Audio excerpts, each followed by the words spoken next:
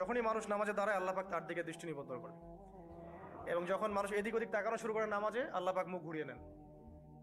হ্যাঁ, নামাজে ওই যে আমরা যে ডিজিটাল নামাজ পড়ি না, এখন ডিজিটাল মানে 4 রাকাত নামাজ 4 মিনিটে শেষ। এক রুকু করলে সেজদা পাওয়া যায় না, সেজদার তাসবিহ পড়লে আবার এদিকে দেখা যায় যে দ্বিতীয় সেজদায় চলে গেছে অলরেডি ওঠার আগে। অনেক ক্ষেত্রে ইমাম সাহেবরাও খুব দ্রুত নামাজ পড়ান, অনেক দ্রুত পড়ান। এত দ্রুত নামাজ পড়াবেন কেন? নামাজ জামাতে পড়লে সংক্ষিপ্ত করতে বলা হয়েছে, কিন্তু এত দ্রুত তো পড়তে বলা হয়নি।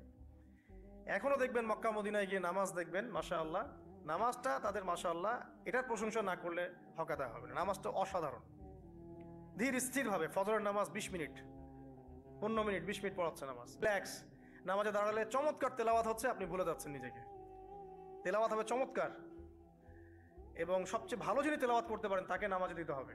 রিল্যাক্সে নামাজ পড়বে।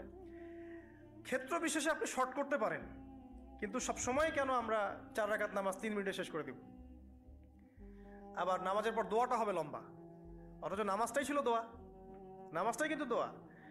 এখন সেজদায় আমরা যদি কান্নাকাটি করতে না শিখি, আল্লাহর সামনে আমি মাথা নত করেছি, এখানে নিজের মনের যত আবেগ আকুতি দোয়া এগুলো আল্লাহর সামনে ঢেলে না দিতে পারি, এই দোয়া কালাম না শিখি, তাহলে তো নামাজের আধ্যাত্মিকতা অর্জন হলো না। সাহাবীরা কেমন করে নামাজ পড়তেন যে নামাজ পড়ার পরেও তাদের গা থেকে তীর বের করা যায়? কিভাবে তারা নামাজ পড়তেন? তাহলে নবী সাল্লাল্লাহু আলাইহি ওয়াসাল্লাম কিভাবে নামাজ পড়তেন যে নামাজ পড়ার ফলে তার পা মোবারক ফুলে যাইত? 1 রাকাতে তিনি 4 পারা কোরআন তেলাওয়াত করতে পারলেন কিভাবে? তো তাদের নামাজ আর আমাদের নামাজ, আল্লাহ রাব্বুল আলামিন তার রাসূলের মাধ্যমে একটা হাদিসে জানিয়েছেন যে এমনও অনেক নামাজি আছে, নাউযুবিল্লাহ, আল্লাহ পাক আমাদেরকে তাদের অন্তর্ভুক্ত না করুন, যে নামাজ পড়ার পরে আল্লাহ রাব্বুল আলামিন এই নামাজটাকে ওই নামাজের মুখের উপর নিক্ষেপ করে দেয়, তোমার নামাজের আমার কোনো দরকার নেই। আল্লাহ পাক আমাদেরকে হেফাজত করুন। ধীর স্থির ভাবে পড়েন, রিল্যাক্সে, তারা হওয়ার কিচ্ছু নাই। ওয়ামা খালাকতুল জিন্না ওয়াল ইনসা ইল্লা লিয়াবুদুন, শুধুমাত্র আল্লাহর ইবাদত করার জন্যই তো পৃথিবীতে এসেছি। হোক না দোকানটা 5টা মিনিট পরে খুললে কি হবে?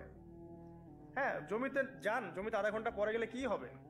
যে আল্লাহ পাক আপনাকে বাঁচিয়ে রাখতে পারেন, সে আল্লাহ পাক আল্লাহর পথে সময় দিলে আপনাকে অফুরন্ত রিজিকও তো দিতে পারেন না?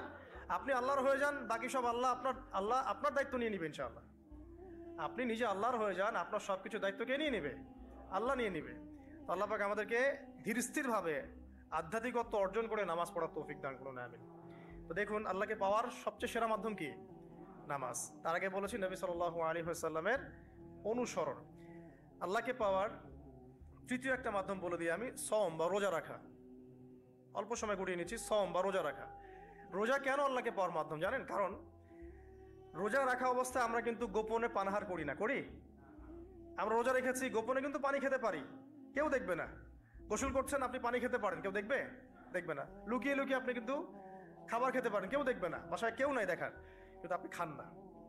আপনি সবর করেন, সহ্য করেন, একদম সূর্যাস্তের সময় গিয়ে আপনি ইফতার করেন। এই যে কাজটা আপনি কেন করেন? কারণ আপনি ফিল করেন যে আল্লাহ আপনাকে দেখছেন। কেউ আপনাকে দেখুক না দেখুক, আল্লাহ আপনাকে দেখছেন। এটাই হচ্ছে ইহসান, এটাই হচ্ছে আল্লাহ পাকের মারেফতকে উপলব্ধি করা।